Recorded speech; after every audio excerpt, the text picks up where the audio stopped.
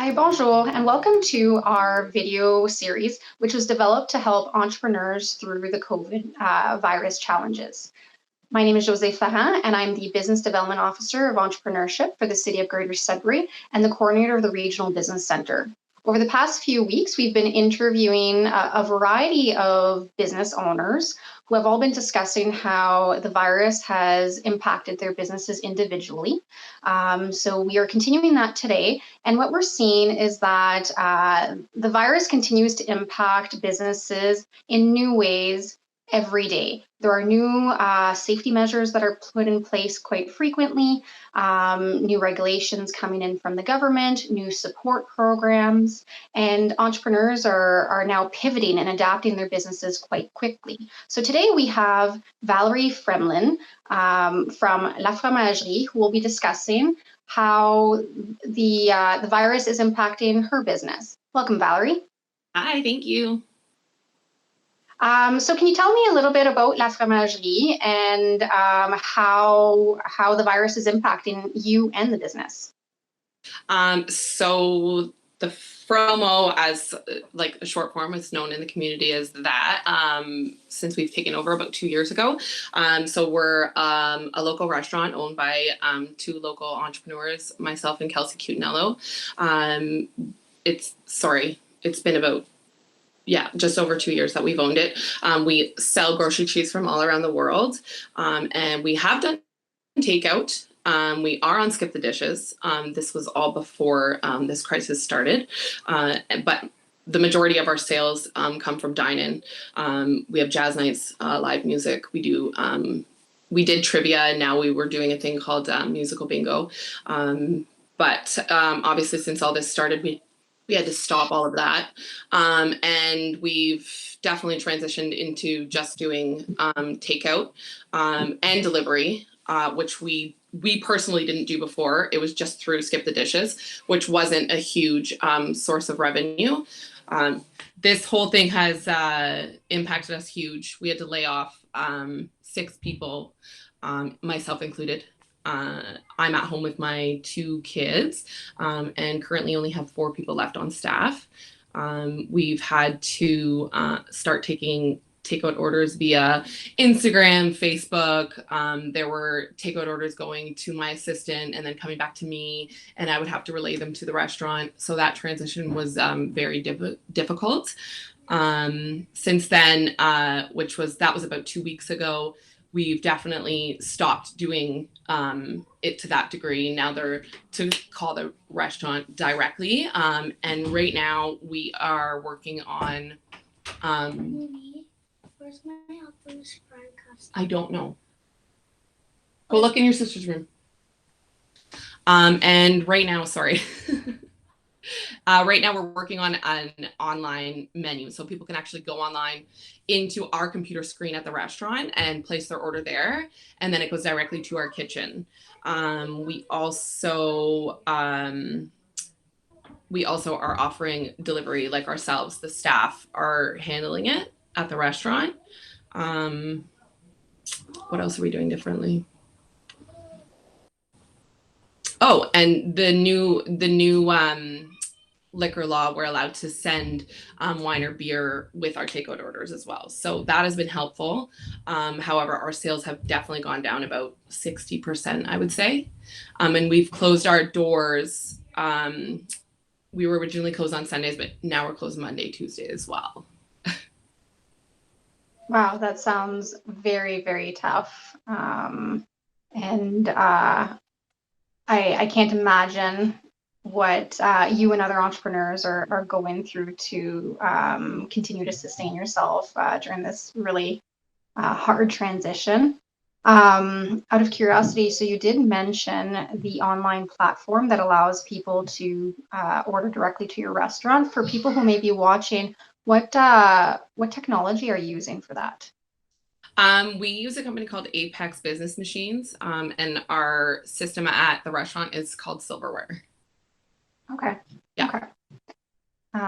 So for anybody who may be interested. It's really interesting. And today after this, I actually have a phone call to learn how to do it myself. I'm not super tech savvy. So that should be pretty interesting. And again, that's another transition for my staff.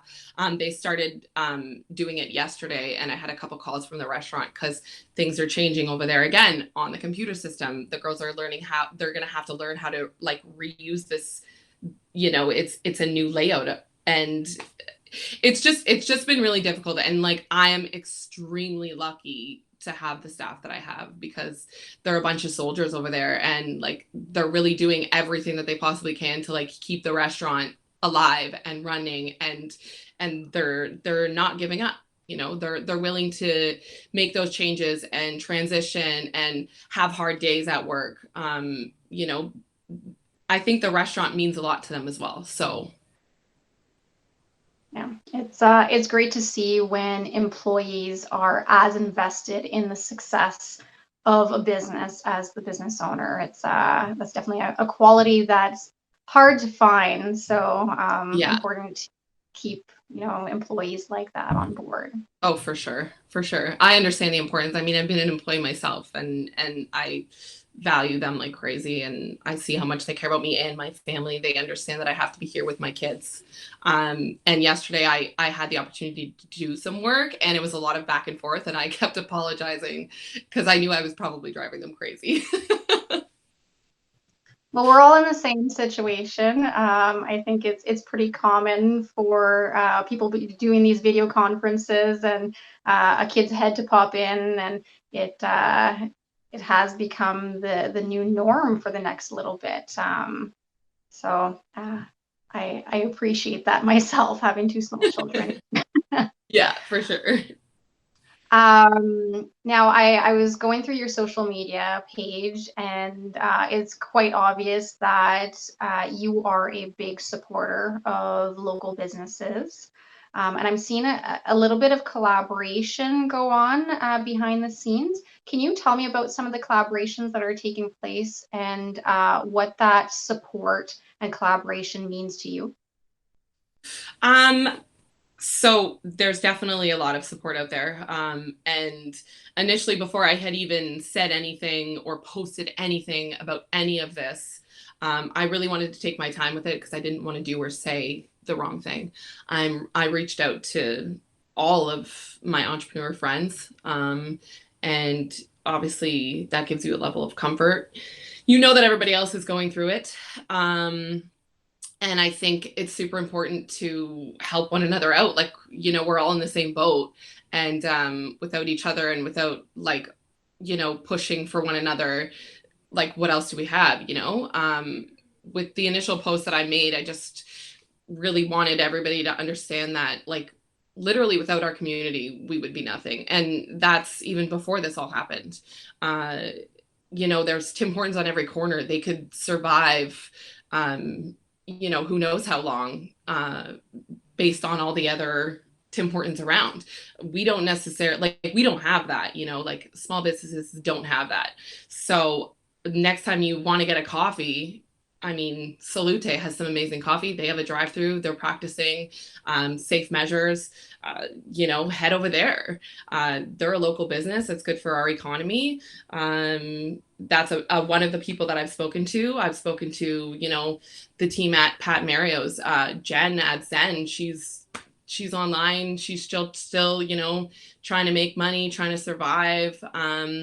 Unfortunately, for people that are in the food business, the only thing we can do is prep food and send it out. We don't have the option to do anything online. I can't hand over my cheese through a computer screen. So,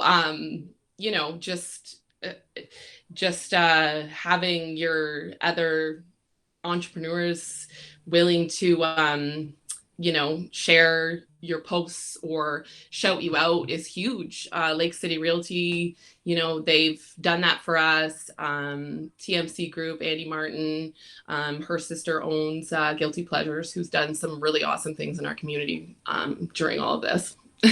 She's an incredible human being. There's lots of awesome places that we can support. And I understand that people, some people aren't working.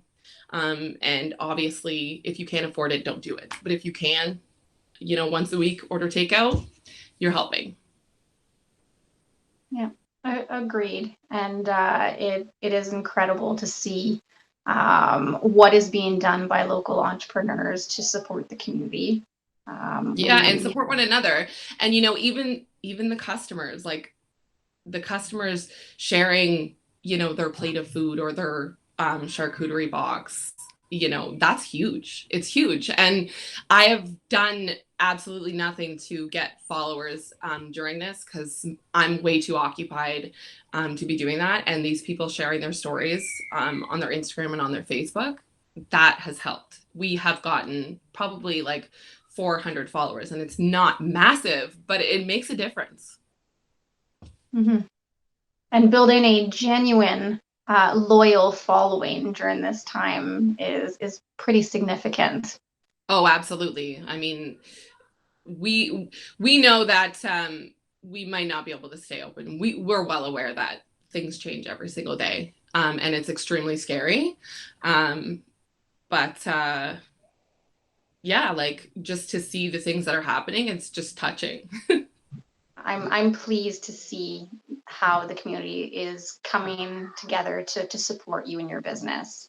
So I'm quite proud of that, and I wish you the most success throughout this, and I look forward to eating there on my lunch break for the next little bit. Do you have any last words that you'd like to share with your fellow Sudburyans? I just be there for each other. Times are tough right now. Reach out to people, check on their mental health. I know that's like an important thing. We have to all help each other, and just kind words. Be nice to each other. It's a hard time. We're emotional. We're stressed out. Just know that everybody else is dealing with the same things, and be kind. Couldn't agree more. Well, thank you so much, Valerie, for joining us today. This is one of many videos that we'll be putting out over the next couple of weeks. So do check out the Regional Business Center's Facebook page as well as our YouTube channel for past and upcoming videos. Thanks for watching.